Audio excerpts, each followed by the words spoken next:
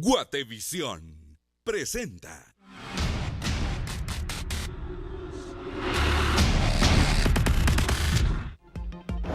Porque eso era el hallazgo ratificado y la denuncia presentada por la Contraloría General de Cuentas.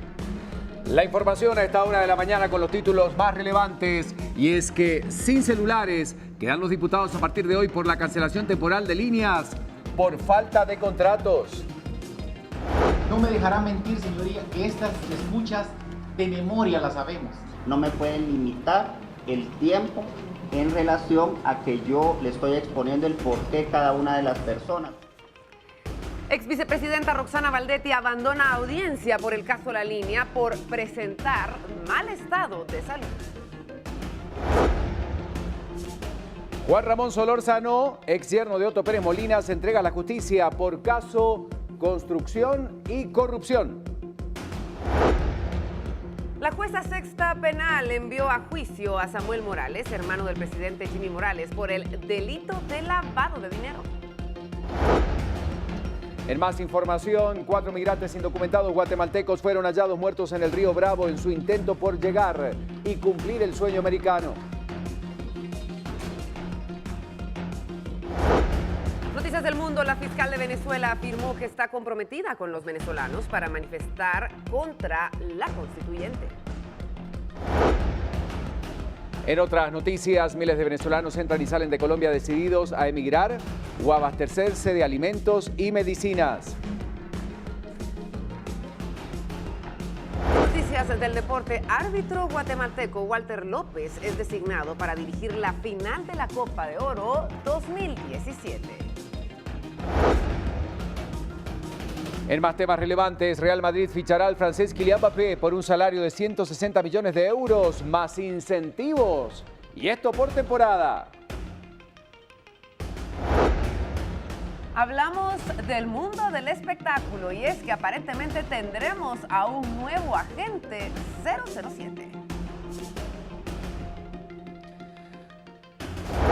La tragedia que viven los migrantes cuando intentan llegar a Estados Unidos a raíz de lo que ocurría en las últimas horas con 4 migrantes guatemaltecos que perdieron la vida en el río Bravo, tema que hoy analizamos.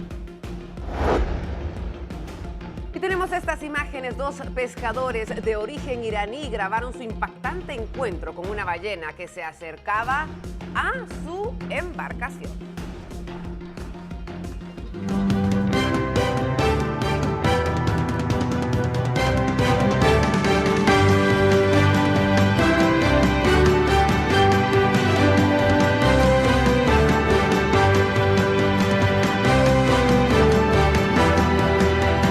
Esto es Viva la Noticia.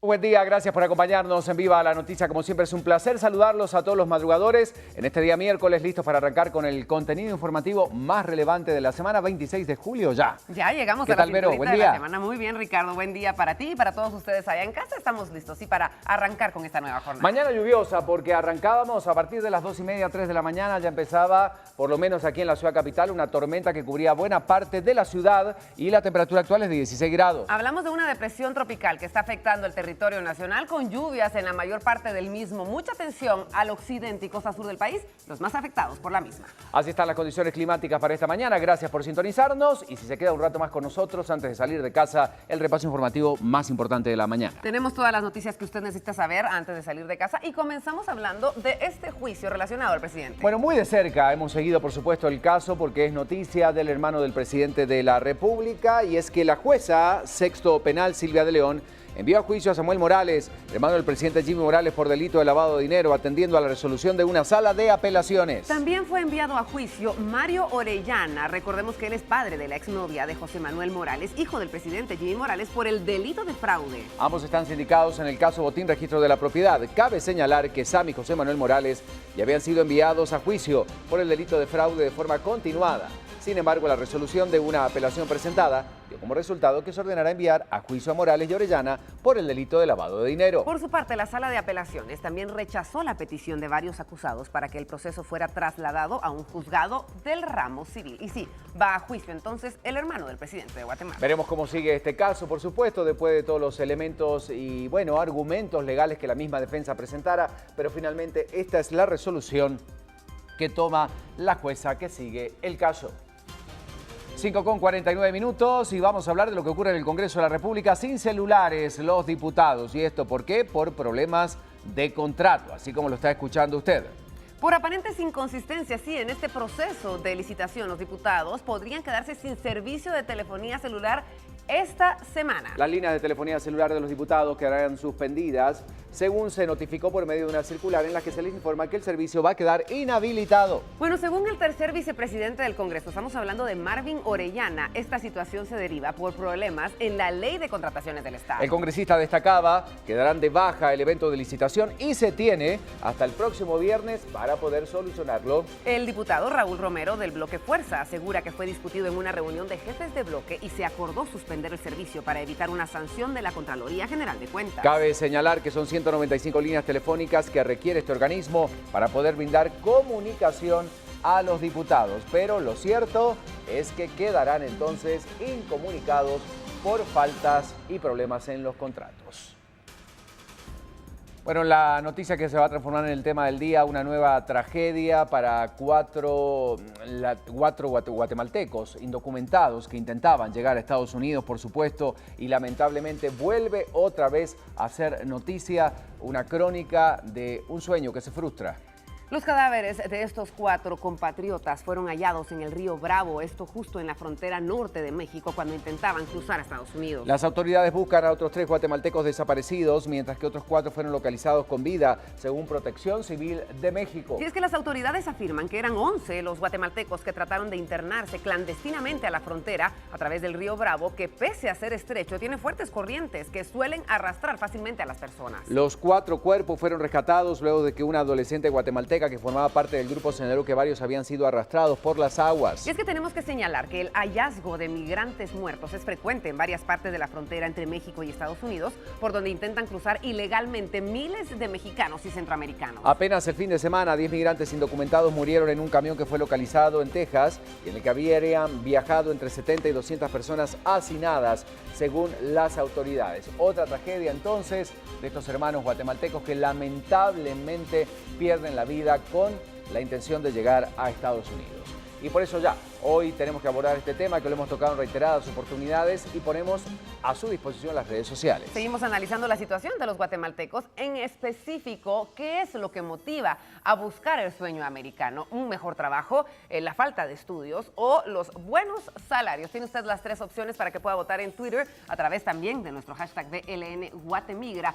Puede dejarnos su comentario. Son muchas las causas, obviamente, que motivan a los guatemaltecos a buscar una mejor oportunidad de vida. Lamentablemente, muchos de ellos pierden la vida, sufren vejámenes y otro tipo de violaciones a los derechos humanos cuando intentan llegar a Estados Unidos. Así que la intención es que usted participe y que también haga sus comentarios, lo que quiera decir, a través de Facebook y a través de las redes sociales de nuestro canal. Esperamos entonces sus comentarios. Mientras tanto, tenemos que seguir hablando de las noticias y enfocarnos en el plano internacional. Bueno, nos vamos inmediatamente a Venezuela, cuenta regresiva entonces para esto que ha generado más que disturbios en el país y estamos viendo la realidad que se vive en las fronteras de Colombia y Venezuela. Bueno, ellos están decididos a migrar o a abastecerse de alimentos y medicinas. Están asustados por lo que pueda pasar en su país el domingo con la elección de la Asamblea Constituyente convocada por el presidente Nicolás Maduro. Las autoridades de migración de Colombia aseguraron que tienen listo un plan de contingencia considerando varios escenarios, incluso un éxodo masivo desde el país vecino. Muchísimos venezolanos estarían pensando abandonar definitivamente Venezuela si es que Maduro sale con sus planes. Y es que Cristian Kruger, director de la Oficina Migración de Colombia, ha señalado que a nivel regional han realizado una serie de reuniones de contingencia debido a que esta situación es claramente una crisis migratoria que no solamente es de Colombia, sino de toda la región. Kruger afirmó que hay entre 300.000 a 350.000 venezolanos y que viven en Colombia. A diario aproximadamente 25.000 entran a ese país vecino y otro número igual sale para comprar productos y para poder ganar dinero en trabajos informales. Bueno, la verdad que es una realidad muy delicada la que viven, habrá que ver qué pasa este fin de semana, pero sí, estamos viendo como miles de venezolanos, estas son imágenes que son el común denominador de todos los fines de semana, miles de venezolanos cruzan la frontera para poder comprar alimentos, para poder comprar medicinas, hartos y cansados del régimen de Maduro, que realmente la mayoría aseguran los tienen hostigados, no les permiten tener las mínimas condiciones para poder vivir. Entonces, lamentablemente, pues muchos venezolanos tendrían que abandonar su tierra si es que esto continúa. 5 de la mañana con 54 minutos y de Venezuela nos trasladamos hasta Cuba, otro de los países que está en los ojos del mundo en cuanto a su mandato. Raúl Castro está en cuenta regresiva. Cuenta regresiva exactamente para este personaje, el hermano del mítico Fidel Castro, porque hoy asistirá por última vez como presidente a los actos del 26 de julio, el Día de la Rebeldía Nacional, que conmemora el ataque al cuartel Moncada. Esto ocurría en el año 1953. El general de 86 años tiene previsto dejar el 24 de febrero la presidencia que ejerció desde el 2006, cuando cayó enfermo su hermano Fidel. Efectivamente, seguirá de todas formas al frente del Partido Comunista, que es el único partido legal en Cuba. Un relevo que el gobierno cubano asegura será un proceso no traumático para el cual ya están preparados. Bueno, recordemos que este tipo de cambios genera incertidumbre, dado a que nadie en Cuba reúne hoy más poder, autoridad y secretos que Raúl Castro. Leal a su hermano Fidel, hasta después de su muerte, Raúl pregonaba su apertura a las reformas, siempre que no tocaran el sistema político único del país. En el 2014 sorprendió al mundo al anunciar el restablecimiento de las relaciones diplomáticas con Washington, rotas por más de medio siglo. En el año 2016 fue el anfitrión de Barack Obama y ese año ayudó a firmar la paz con la guerrilla más antigua de Colombia, a la que Cuba apoyó en sus inicios. Solo él y sus más cercanos conocen hasta este momento quién será su sucesor, pero el vicepresidente Miguel Díaz-Canel, de 57 años, parece ser el escogido.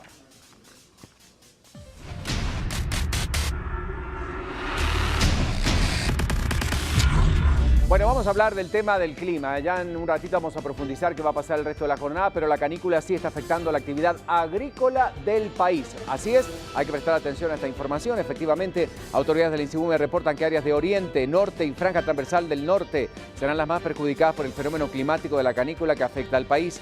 Se prevé que en esos lugares deje de llover entre 11 y 15 días, más lo que afecta seriamente a los agricultores de subsistencia, de acuerdo con un reporte del INSIBUME. Bueno, el informe precisa que existen 3 puntos más amenazados. El primero y más extenso es gran parte del municipio de Morazán, El Progreso. El segundo punto comprende los municipios de La Libertad y San Andrés Petén. Bueno, hay otros con más riesgo que están ubicados en la zona limítrofe entre Quiché, Alta Verapaz y Baja Verapaz. El mapa del INSIBUME precisa que en esos lugares no ha llovido desde hace 18 días. Esta situación es particularmente alarmante para los agricultores que se encuentran en la región de Oriente debido a la condición del suelo y otras características de la zona como las laderas empinadas, rocosas y poca profundidad en el suelo. Bueno, nos vamos ahora a las calles. Hay que empezar con el recorrido que hacemos todas las mañanas con nuestras unidades móviles. Y comenzamos con nuestra historia del día.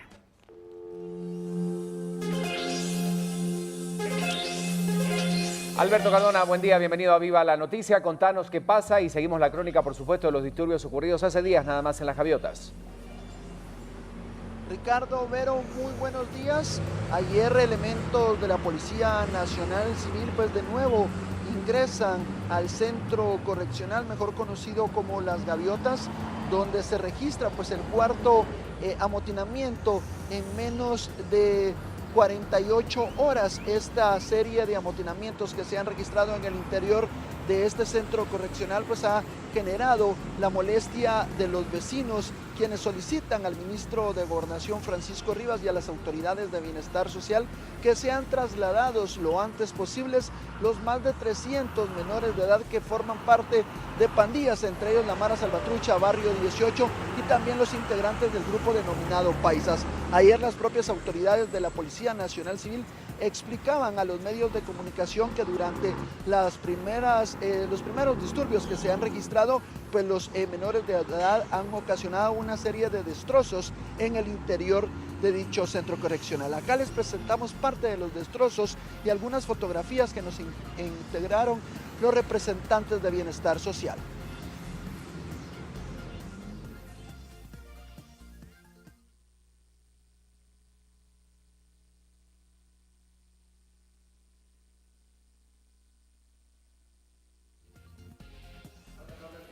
Lo que estamos observando en imágenes son los daños ocasionados en Las Gaviotas después de estos 2 disturbios que se generaban el pasado lunes. Debemos recordar entonces que la realidad es muy compleja, delicada, que hay varias peticiones que los integrantes de las gaviotas están solicitando a las autoridades. Colchonetas, vidrios quebrados, destrucción en los dormitorios y más de 20 boquetes son algunos de los daños del correccional Las Gaviotas. Los menores de edad con hierros y algunas barretas rompieron varias paredes para poder utilizar los boquetes como escape. Los boquetes también fueron utilizados por los pandilleros para poder ingresar a 3 casas y 2 bodegas y una empresa donde robaron dinero y algunos aparatos eléctricos. Dentro de lo robado de nuevo por los menores de edad sobresalen las cervezas que fueron ingeridas de nuevo. Luego los envases los lanzaron en contra de las fuerzas del orden. En el interior de Gaviotas también fueron localizadas armas punzocortantes, varios cigarrillos, marihuana y ropa quemada. Bueno, interesante entonces seguir el panorama de cerca de lo que está pasando, del reclamo, de las familias, pero por sobre todas las cosas, cómo se retoma el orden allá adentro, Alberto. Bueno, Ricardo, hace pocos momentos pues tuvimos una serie de comunicación con representantes de la Policía Nacional Civil, quienes nos explicaban que ellos mantendrán los controles de seguridad, tanto internos como externos en el centro correccional, porque los menores de edad persisten con realizar nuevos amotinamientos. Ayer mismo los menores de edad, al momento que eran trasladados, algunos mayores a Torre de Tribunales, específicamente hacia el sótano número 1, o conocido como el Gallinero, pues también ocasionaron una serie de disturbios. Las fuerzas de seguridad, las autoridades del organismo judicial tuvieron que lanzar gas lacrimógeno para poder controlar pues a los enardecidos pandilleros de la Mara Salvatrucha, que ya estaban ocasionando pues una serie de relajos dentro de la Torre de Tribunales. También se ha comentado que ayer mismo ya han sido trasladados algunos mayores de edad al Centro Preventivo de Hombres de la Zona 18, específicamente hacia el sector número 11, donde guardan prisión los integrantes del barrio 18. También se ha comentado que ayer mismo también se han trasladado a por lo menos unos 40 menores de edad al centro correccional conocido como Etapa 2, pero también se desconoce cuántos podrían ser los menores de edad que escaparan de este centro correccional. Ayer también se daba a conocer que podrían ser más de 12 menores de edad, y también se ha explicado que hace 21 días, cuando se registra el primer amotinamiento en este centro correccional, pues escaparon 20 menores de edad. Ya sería un número considerado que las autoridades de bienestar social pues no han querido dar a conocer a los medios de comunicación. Los propios agentes de la Policía Nacional Civil que resguardan el perímetro de seguridad confirman que sí, ellos han obtenido información clara de que estos menores pues han escapado por distintos sectores. También esta mañana se tiene previsto que los vecinos y algunos trabajadores de empresas que se ubican en los alrededores del correccional Las Gaviotas pues estén realizando una protesta pacífica frente al correccional, donde esperarán pues la presencia de las máximas autoridades de bienestar social y también del Ministerio de Gobernación. Con esta información e imágenes también del tráfico vehicular a esta hora de la mañana, imágenes de mi compañero en cámara Wilmer Ruiz, yo regreso con ustedes, compañeros, a los estudios centrales de Viva la Noticia. Gracias, Alberto. ¿Qué pasa en las calles guatemaltecas? Pues le vamos contando panorama de lo que pasa en algunos puntos importantes. Ahí están ubicadas nuestras cámaras, la que nos va mostrando lo que pasa en distintos puntos de la ciudad. En estos momentos, esta es la realidad en carretera El Salvador. El kilómetro 9 es el que está viendo usted en pantalla, uno de los ingresos a la ciudad de Guatemala. Otro de los principales, Calzada Roosevelt, usted lo tiene en pantalla. Podemos ver, sí, algunos rezagos de esa llovizna que ha estado afectando el territorio. Y a circular con precaución, obviamente, porque el asfalto está húmedo. Lo vamos a notar en algunos puntos importantes. Ahí está la Martí, ya habilitado el reversible desde muy tempranito, por supuesto, porque hoy sí se prevé mucho movimiento vehicular para los que vienen de ese lugar. A tomarlo en cuenta, como decíamos entonces, lluvias que nos acompañaron desde las 2:30, 3 de la mañana, una tormenta bastante intensa en algunos puntos de la capital, y terminamos en este bulevar. Boulevard Rafael Andívar, para que usted tome nota de lo que está sucediendo a esta hora de la mañana. 6 de la mañana con 3 minutos, tenemos que hablar de otros temas. Bueno, decíamos que la temperatura actual es 16 grados centígrados, hablamos de la canícula que está afectando algunos territorios, algunos terrenos efectivamente dedicados a la agricultura. Veremos qué pasa el resto del día. A continuación, generalidades climáticas. Entonces, de la mano de Loren Quinto, a quien le damos los buenos días. Hola, Lorraine, buen día. Buenos días, compañeros. Bien, con mucha información que compartir con ustedes con respecto a las condiciones climáticas. Precisamente, 16 grados centígrados es la temperatura con la que amanece para hoy la ciudad capital. Lluvias dispersas en algunas regiones afectaban entonces durante la madrugada y vemos que las posibilidades de lluvia se mantienen bastante altas, un 50% en algunas regiones de nuestro país. Los primeros rayos de sol empezaban a salir a partir de las 5 de la mañana con 42 minutos.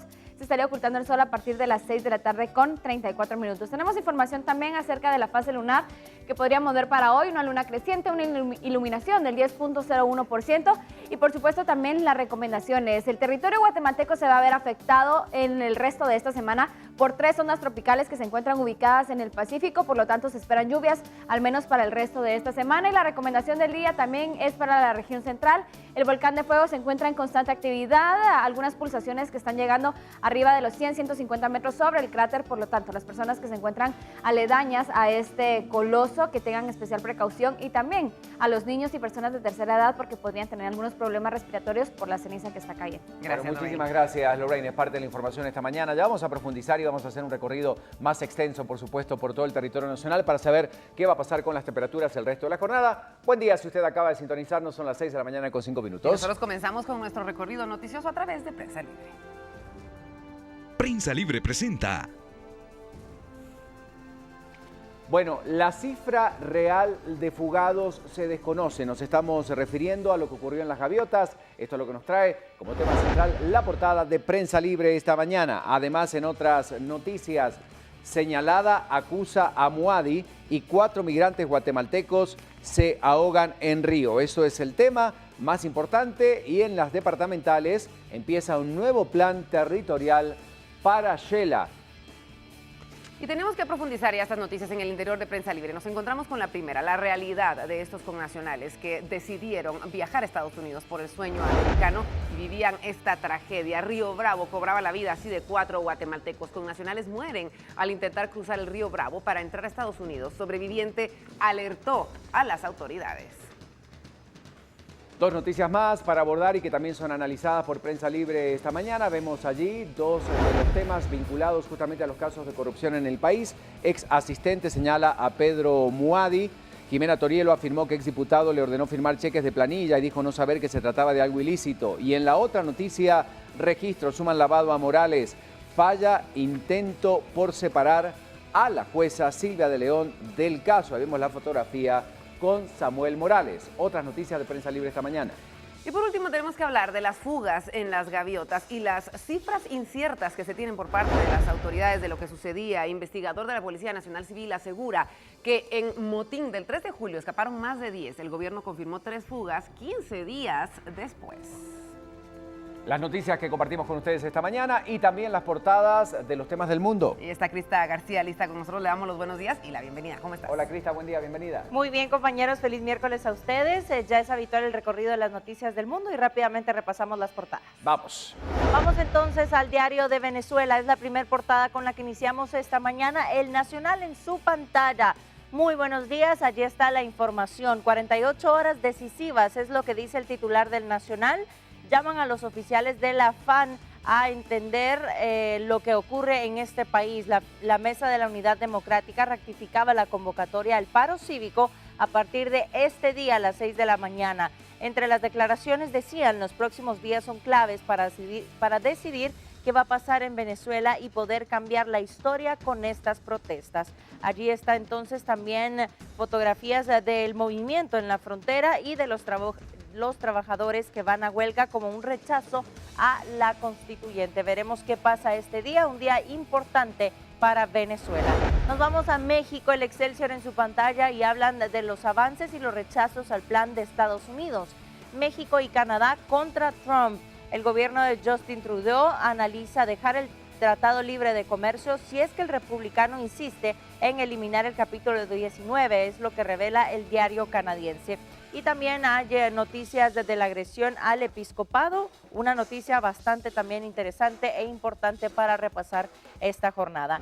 Y por último y no menos importante, la capital de Argentina en su pantalla con el titular de que proponen cerrar las guardias de los hospitales ante los actos de violencia. El sindicato médico de quienes se han suspendido la atención cada vez se pone más en riesgo y también la seguridad de los trabajadores del centro de salud. Esta medida forma parte de un protocolo que se le entregaba ayer a las autoridades de la provincia. Así que destacan también deudas pendientes, más de 16,000 familias que viven en asentamientos en el sureste y oeste de Rosario. Noticias nacionales que abarca este diario matutino y más adelante, por supuesto, nosotros estaremos dando un recorrido completo en las noticias y hechos importantes del mundo. Continuamos con mucho más, compañeros. Buenos días. Gracias, Crista. Y hay que comenzar con el repaso informativo. Vamos rápidamente con las noticias nacionales.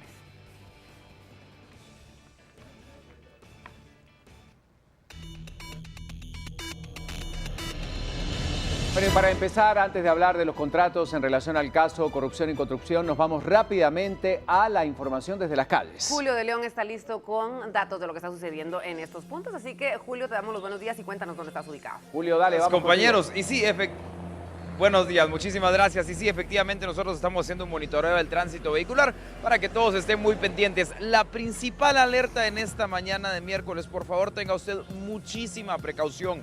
Asfalto mojado en distintas partes de la ciudad capital y ya a esta hora se han reportado algunos ciclistas y motoristas principalmente que han sufrido de algunos daños leves. Sin embargo, son daños que ya se registran en las calles de la ciudad capital. Por favor, tenga usted muchísimo cuidado porque el asfalto está mojado tras las precipitaciones de horas de la madrugada. Estas imágenes son de la calzada Roosevelt, pero también tenemos que informarle cómo se encuentra el ingreso desde la ruta interamericana, ya bastante congestionado desde el kilómetro 17.5, que es la parte donde se encuentra justamente con el Boulevard San Cristóbal saliendo hacia la ruta interamericana o hacia el sector de Misco.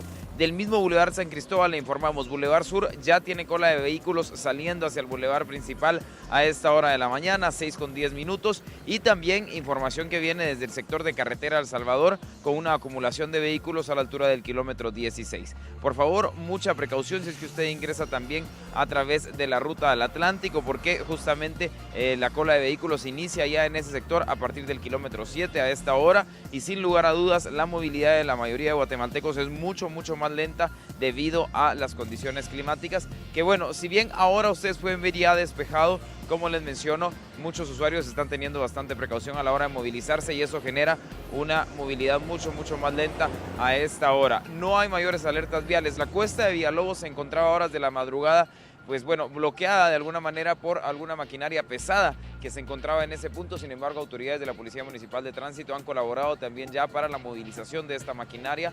Por lo tanto, no hay obstáculo en el sector de la cuesta de Villalobos, pero sí tenemos que considerar que desde la salida de Villanueva ya hay pues una cola de vehículos hacia la parte de la calzada Raúl Aguilar Batres. Es la información que tenemos para ustedes, por supuesto muy pendientes para poderles actualizar más adelante desde las calles. Por ahora, vamos de vuelta con ustedes, compañeros. Muy buenos días. Gracias, Julio. El panorama de lo que ocurre en las calles y comenzamos hablando de los temas del país. Tenemos que hablar, sí, de diferentes contratos que se daban a empresas vinculadas a corrupción. Bueno, es parte de la información que tenemos esta mañana, por supuesto, y la queremos compartir con ustedes, así que acompáñenos con este recorrido informativo. Cerca de 20 contratos mantiene el Ministerio de Comunicaciones con empresas vinculadas en casos de corrupción. Ahora, las autoridades buscan rescindirlos. Sin embargo, aseguran que esto provocaría más retrasos en las obras que se han ejecutado. Los contratos con empresas señaladas en actos de corrupción, pero advirtió que eso podría ocasionar un retraso en las obras. Vuelvo a levantar el evento y me vuelvo a tardar la misma cantidad de días. Entonces, si me vuelvo a tardar la misma cantidad de días, corro el riesgo de ni siquiera adjudicar en este año. Esas son las cosas que la ley podría corregir. Deberíamos de ver que un arreglo a la ley podría ser menos días para poder licitar. Diputados de la UNE aseguraron que los retrasos de las obras del Ministerio de Comunicaciones se debe a una mala ejecución y por anomalías en las adjudicaciones. Se están direccionando y redireccionando las licitaciones, principalmente en la dirección de conservación vial, en Covial. Hemos visto directamente que la viceministra Alejandra Amá ha intervenido directamente para promover licitaciones y direccionar contratos. El Ejecutivo planteó reparar algunas carreteras con un estado de calamidad, pero debido al rechazo que la propuesta recibió, ahora trabajan en varias iniciativas de ley, entre estas reformas a la Ley de Compras y Contrataciones del Estado. Bueno, vamos a hablar ahora de otro tema importante. Congreso de la República incomunicado. ¿Por qué? Por falta de contratos. Aparentemente esto podría suceder esta semana. Fíjese usted, 2 integrantes del Congreso, aparentemente podrían quedarse sin teléfonos luego de que este organismo dejara de pagar las líneas telefónicas de los diputados por un tiempo, esto hasta no firmar un nuevo contrato con las empresas proveedoras de este servicio. La decisión se tomó debido a uno de los hallazgos de la Contraloría General de Cuentas que señala la falta de contrato para este servicio. La Dirección General del Congreso notificó a diputados que a partir del miércoles 26 de julio se dejará de prestar el servicio de telefonía móvil debido a un hallazgo de la Contraloría en el que detalla que todas las contrataciones de bienes y servicios deben tener un contrato. Con esto, los diputados y funcionarios del Congreso se quedarán sin tiempo de aire en los celulares indefinidamente, porque a pesar que ya inició el proceso de licitación del servicio, esto podría tardarse varios días. La Comisión Permanente busca una solución, pues aducen que no se pueden quedar incomunicados. Esta acción se suma al pago del bono 14 que por un hallazgo de la Contraloría se pagó sobre el salario base y no sobre el salario total. El presidente del Congreso aseguró que no se hará el pago restante hasta no tener una respuesta de la Corte de Constitucionalidad. Eso es lo que pagamos porque eso era el hallazgo y la denuncia presentada por la Contraloría General de Cuentas. Entonces, la Contraloría ha otorgado una contrarrevisión y serán ellos los que digan si aplicaron la norma o no. Hay una inconstitucionalidad también en la Corte de Constitucionalidad que estaremos esperando. Se espera que la próxima semana la Corte de Constitucionalidad resuelva una acción y con ello deje el pago del bono 14 para los diputados.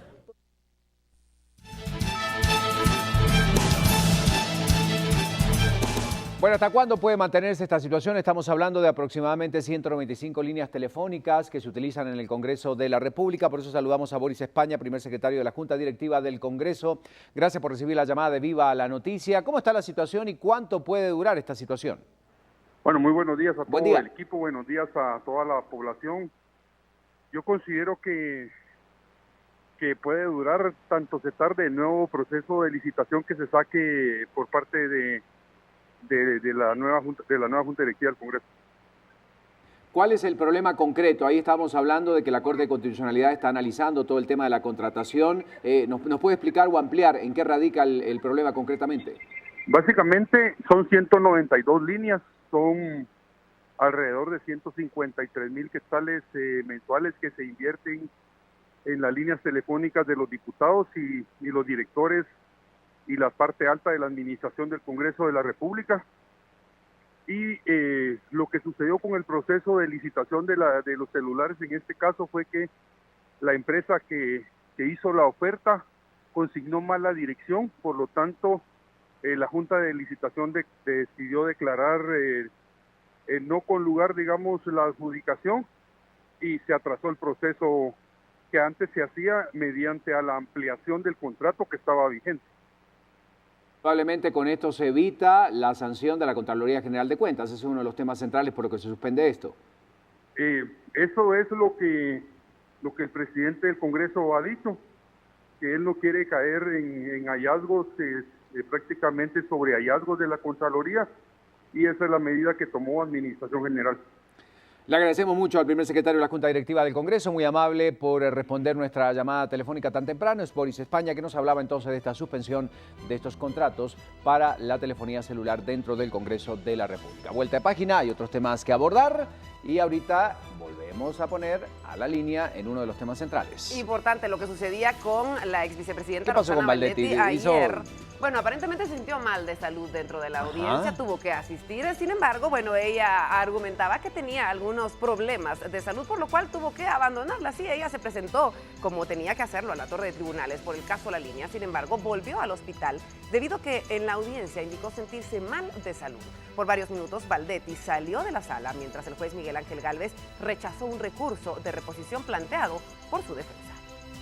Durante el receso para el almuerzo, la ex vicepresidenta se retiró de la audiencia. Con orden del juez, se tenía previsto que desde el miércoles reposaría por el retiro del catéter. El abogado Francisco García Gudiel realizó una solicitud al juez Miguel Ángel Gálvez. No veo yo que esté entrando a discutir los hechos que contiene su acusación, a defender los hechos de su acusación. Esto que estamos viendo o escuchando, no tiene ninguna diferencia a una audiencia de imputación de cargos. Ninguna.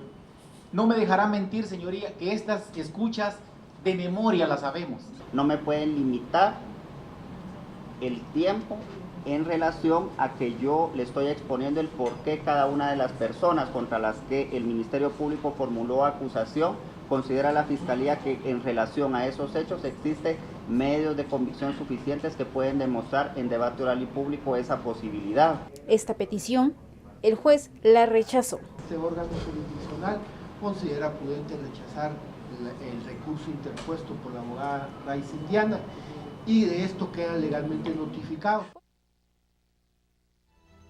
Bueno, ahí tiene usted entonces lo que sucedía ayer en la... Es que ha sido como un poco el elemento, sí, ¿verdad? Independientemente de las revisiones y todo lo que diga el INASIF, la enfermedad, como para, en cierta forma, ir llevando el caso. Poco, sí, y son distractores de una u otra manera, ¿verdad? Que se van generando lo que pasaba cuando trataba de ingresar a Torre Tribunales, lo que pasa ahora, de una u otra manera, como que se van transformando en elementos que de una u otra manera interrumpen el proceso, ¿no? Atrasan completamente las audiencias porque obviamente no pueden seguir con este proceso. Pero bueno, eso es lo que sucedía en el caso La Línea. En el caso Construcción y Corrupción, bueno, se ven más implicados. Alguien ligado también al expresidente de la República, porque Juan Ramón Solórzano Henkel, que es exyerno del expresidente Otto Pérez Molina, se entregó en el juzgado de mayor riesgo. En su momento indicaba que el motivo era para aclarar su situación jurídica. Solórzano es investigado por el caso Construcción y Corrupción, donde el principal implicado es Alejandro Sinibaldi, y además él desempeñó varios puestos en anteriores gobiernos. Juan Solórzano Henkel estuvo casado con Lisette Pérez Leal, hija del expresidente Otto Pérez Molina. Juntos procrearon 2 hijos. Solórzano es acusado por la Fiscalía contra la Corrupción e Impunidad de ser socio de la empresa de cartón de Alejandro Sinibaldi, las cuales lavaron dinero en Nicaragua. En el caso Cooptación del Estado ya había sido mencionado, pero fue hasta en el caso de Corrupción y Construcción que se le vinculó directamente. Solórzano es uno de los hombres de confianza del exgobernante, pero a pesar de su cercanía con Otto Pérez Molina, el Ministerio Público asegura que por el momento no se confirma si el expresidente también está involucrado en este caso. Lo que es un hecho es que su cercanía con Otto Pérez Molina le permitió obtener un contrato 029 en el Ministerio de Gobernación. De 2013 a 2015 recibió del Estado 682.488 quetzales como asesor de un viceministro. Así da cuenta el portal de Guatecompras. El acuerdo de nombramiento fue firmado por Mauricio López Bonilla, ex titular de Gobernación y quien también está vinculado en varios casos de corrupción. Bueno, seguimos hablando de otros casos, más investigaciones del Ministerio Público, más casos y sospechas, bueno, de ilícitos en el gobierno. Completamente, tenemos que seguir hablando, sí, de la realidad en nuestro país. En este caso, la jueza sexto penal, Silvia de León, envió a juicio a Samuel Morales, hermano del presidente Jimmy Morales, por el delito de lavado de dinero, atendiendo a la resolución de una sala de apelaciones. Sammy Morales ya había sido enviado a juicio por el delito de fraude en forma continuada y también fue enviado a juicio Mario Orellana. Recordemos quién era él, el padre de la exnovia de José Manuel Morales, hijo del presidente de Guatemala, por el delito de fraude. Ambos en este momento están sindicados en el caso Botín Registro de la Propiedad. En consecuencia, se ordena la apertura a juicio en contra de Samuel Everardo Morales Cabrera por el delito de lavado de dinero u otros activos. Se ordena la apertura a juicio en contra de Mario Estuardo Orellana López por el delito de fraude en forma continuada. Se acoge la acusación presentada por esos hechos ilícitos sin modificación alguna. La jueza del Juzgado Sexto de Primera Instancia Penal, Silvia de León, resolvió que Sammy Morales enfrente juicio por lavado de dinero. Anteriormente había determinado enviarlo a juicio por el de fraude de forma continuada y ahora se le suma otro delito. Una situación similar se dio para Mario Estuardo Orellana, padre de la exnovia de José Manuel Morales y quien habría servido de enlace para concretar el negocio de las canastas navideñas vendidas como desayunos. Orellana había sido enviado a juicio por lavado de dinero y ahora se sumó el delito de fraude. Todo esto tras 4 horas de debate en las que el abogado de Orellana, Óscar Poroj, intentó recusar a la jueza Silvia de León. La defensa argumentó que ya la jueza había emitido una resolución al respecto y consideró que eso era una opinión, con lo cual intentaba dejarla fuera de este proceso. Finalmente, la jueza rechazó la recusación y fijó el 9 de agosto como fecha para la audiencia de ofrecimiento de pruebas. Bueno, así están las cosas en este tema. Bueno, y tenemos que seguir hablando de otro de los temas que hemos abordado en los últimos días y es el caso del pago de lobistas en Estados Unidos. Bueno, son las 6 de la mañana con 24 minutos, así sigue la información porque autoridades del gobierno de la República están alargando la decisión de denunciar o no al excomisionado para migración Marvin Mérida por el tema del pago de lobistas en Estados Unidos. Según analistas, esto genera aún más desgaste para el gobierno del presidente Jimmy Morales.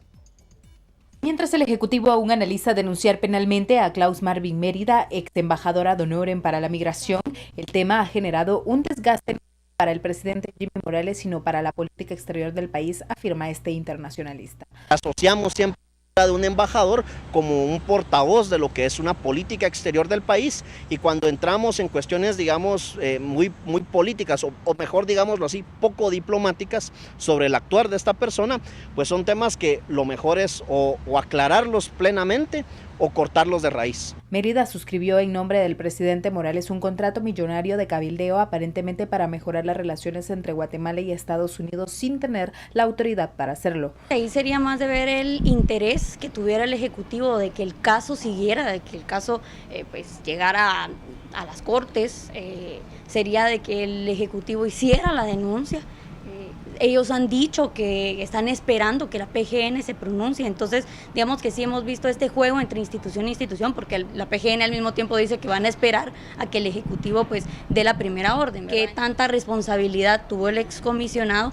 También saber de dónde provinieron esos fondos y siempre que se fiscalicen y que lo que se haga sea transparente. El excomisionado también se quejó del embajador de Estados Unidos Todd Robinson de interferir en los asuntos internos del país y ha lanzado una ofensiva contra el Ministerio Público y la CICIG. Bueno, atención entonces porque esto va a seguir con el proceso de investigación correspondiente, pero tenemos que hablar ahora del caso de la mina San Rafael. Tenemos información importante para compartir con todos ustedes. ¿Qué es lo que está pasando en torno a este tema? Empleados directos y también indirectos, empresas proveedoras de servicio y productos a la minera San Rafael han manifestado preocupación respecto a la manera como, bueno, se está dando este cese de operaciones por tiempo aún no definido y cómo pueda repercutir el mismo en sus ingresos o en los empleos. Para algunos, el temor de perder el trabajo se ha convertido en una realidad latente y tenemos a continuación un repaso de lo que se está viviendo en ese lugar.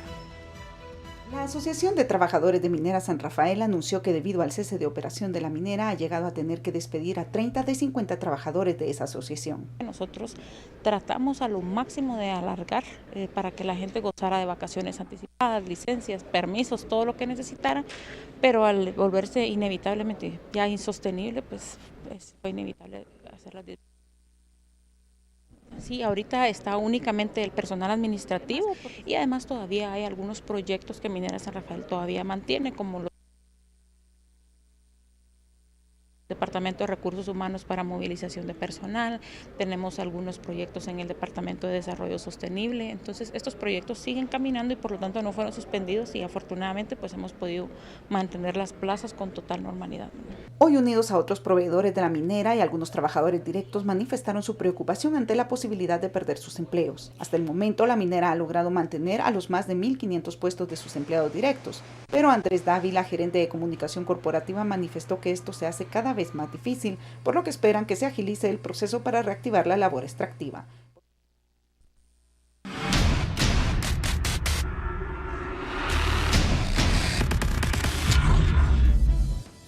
Bueno, y recuerde que usted puede hacer sus denuncias a través de nuestras redes sociales. Hay un WhatsApp que hemos puesto a su disposición para que usted pueda enviar sus denuncias al 4081-8647. Vamos a ver entonces las imágenes, por supuesto, para que tengamos la información. Y en este caso es un vecino, un usuario que envió este video que fue tomado el lunes a la altura del kilómetro 115 de carretera Las Verapaces. Gente llega con sus bolsas de basura a tirarlas sin conciencia alguna. El lugar es un mirador el cual está perdiendo obviamente el encanto que tenía, el encanto natural por la gente que tira basura indiscriminadamente, por lo cual el usuario hace un llamado a conciencia y evitar contaminar. Reiteramos, usted puede hacer su denuncia al 4081-8647 y en este caso le agradecemos a este usuario que nos envió este video que fue tomado el lunes a la altura del kilómetro 115 de la carretera a Las Verapaces. Bueno, importante realidad la que se vive en Guatemala y que se pueda denunciar a través de este número. Bueno, cambio de ángulo en la noticia. Un personaje bastante conocido por una canción que obviamente se sigue poniendo y se seguirá poniendo en todas las bodas y en todas las fiestas, la famosa mayonesa. Pues el autor lamentablemente perdió la vida y estas son las noticias que nos llegan justamente de esta canción. El uruguayo Eduardo Britos, que es uno de los compositores de música tropical, falleció a los 53 años, muy joven en Montevideo, confirmó Alejandro Jazz, coautor de la composición. Bueno, la canción Mayonesa, recordemos que provocó el salto a la fama de este grupo uruguayo Chocolate, que se dividió en el 2001 durante su momento de mayor éxito internacional. Britos y Yaza fueron los compositores de la canción y contribuyeron al éxito de ese género musical durante la década del 2000. El velatorio de Britos tiene lugar en Montevideo y su cuerpo será enterrado hoy en el cementerio del norte de la capital uruguaya. Antes de la pausa, una más, y la habíamos anticipado en nuestros títulos, y son estos encuentros realmente que hacen que el hombre se quede maravillado y asombrado de la realidad. Fíjense ustedes estas imágenes que compartimos con ustedes. 2 pescadores iraníes grabaron un impactante encuentro con una ballena que se acercó a su embarcación, lo que generó obviamente el descontento de numerosos internautas que lo acusan de maltrato animal.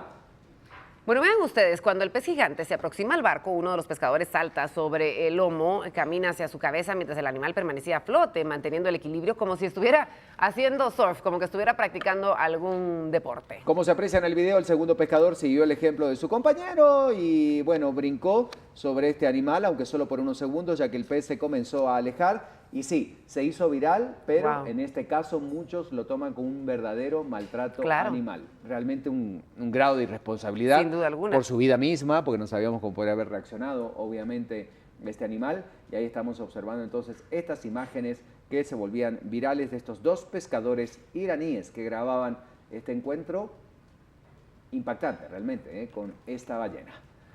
Tenemos que hacer una pausa, ya viene Dalia Santos en un ratito nada más con la información del tránsito y muchos otros temas.